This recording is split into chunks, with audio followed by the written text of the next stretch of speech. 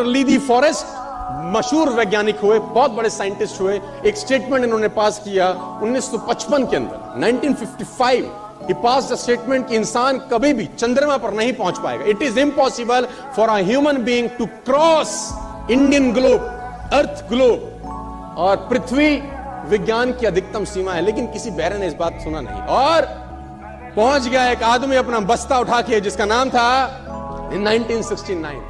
और उसके बाद तो स्पेस जर्नी ऐसी हो गई जैसे आप और मैं अभी पतिया और बैंकॉक चले जाते हैं। लॉर्ड केल्विन बहुत बड़े साइंटिस्ट हुए, उनका स्टेटमेंट आया कि सिर्फ पक्षी उड़ान भर सकते हैं, हवा से भारी मशीन का उड़ान भरना असंभव है। इट इज इम्पॉसिबल कि हवा से कुछ भी भारा हो और वो उड़ सके, क्योंकि ग्रेविटी उसको गिरा देगा। लेकिन तमाचा मारा इन लोगों ने, तमाचा मारा और लिख के दिया कि हमने साइकिल के स्पेयर पार्ट से इंसानों को पक्षी बना दिया, साइकिल के स्पेयर पार्ट से इंसानों को पक्षी बना दिया। 16 साल लगे राइट ब्रदर्स को जहाज का निर्माण करने में, लेकिन इन लोगों ने उसकी बात नहीं सुनी कि जो कहते थे कि वायु का सिद्धांत तुम्हारे विपरीत है।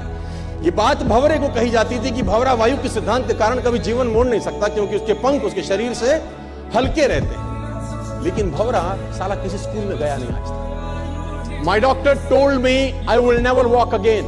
मेरे डॉक्टर ने मुझे कहा कि तुम कभी चल नहीं सकोगी। My doctor told me you will never walk again. My mother told me I would, and I believed my mother rather than doctor. Wilma Rudolph एक ऐसी एथलीट हुई जिनको पोलियो था, जिनको डॉक्टर ने कहा तू चल नहीं सकती, मां ने कहा तू चल सकती है। उसने कहा मैंने डॉक्टर की बात नहीं मानी, मैंने अपनी मां की बात मानी। 3 ओलंपिक गोल्ड मेडल जीती है लड़की, 3 ओलंपिक गोल्ड मेडल, जिसको डॉक्टर कह रहा है कि तू चल। लेकिन मां क्या बोलती है? मैं आपको उदाहरण देना चाहूंगा सर। बहुत छोटे थे अल्बर्ट आइंस्टाइन, दुनिया के महान वैज्ञानिक में से एक, मंद बुद्धि कहा जाता था। 8 साल के थे, घर पहुंचे, मां को चिट्ठी दिया। When he was 8 years old, came to his home, given letter to his mother. मां को एक चिट्ठी दिया, मां ने वो चिट्ठी पढ़ा, 8 साल का, और चिट्ठी में प्रिंसिपल का खत था, उसमें मां का। प्रिंसिपल ने ये लिख के भेजा कि आपका बच्चा विलक्षण प्रतिभा का धनी है, ग्रेट पावर है इसके, क्योंकि बहुत बड़े साइंटिस्ट बने, बड़े मंद बुद्धि बचपन में समझा जाता था। आपका बच्चा विलक्षण प्रतिभा का धनी, इसके अंदर असीम संभावनाएं हैं। तो हमारा स्कूल, हमारी मैनेजमेंट, हमारी फैकल्टी, हमारा टीचर इस लायक नहीं है कि हम आपके बच्चे को अच्छी शिक्षा दे सकें। तो it's better for you to take care of your son. आप अपने बच्चों को अपने घर में पढ़ाइए। हम लायक नहीं है कि आपके बच्चे को पढ़ा सके। और उसकी मां ने पढ़ते पढ़ते आंखों में आंसू ले आई और उसने बच्चे को कहा कल से तो स्कूल नहीं जाएगा, मैं तेरी परवरिश घर पे करूँ, क्योंकि तेरा टीचर तुझे इस लायक नहीं समझता। मतलब वो अपने आप को इस लायक नहीं समझते। बच्चा खुश हुआ, मोटिवेट हो गया और लग गया। उसकी मां का निधन हो गया। वो अल्बर्ट आइंस्टीन बहुत बड़े साइंटिस्ट हो गए। अल्बर्ट आइंस्टीन जब बहुत बड़े साइंटिस्ट हुए तो मकान शिफ्ट कर रहे थे अपना, और जीवन का सच्ची घटना वो अपनी ऑटोबायोग्राफी में लिखते हैं कि जब मैं मकान शिफ्ट कर रहा था तो एक ड्रॉस के अंदर मुझे एक व्हाइट कलर का पेपर फोल्डेड अवस्था में मिला।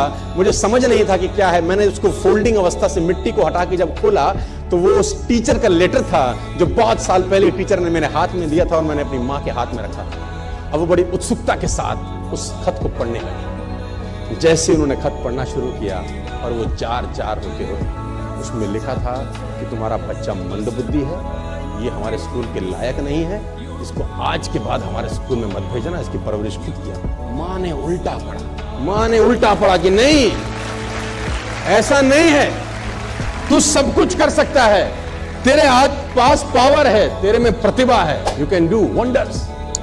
दोस्तों, इस दुनिया में किसी की बात मत सुनना। नेवर एवर बिलीव एनीबॉडी कि जो तुमको बोले कि तू नहीं कर सकता, कान पे मारना, बोला साले तू नहीं कर सकता, हम करें।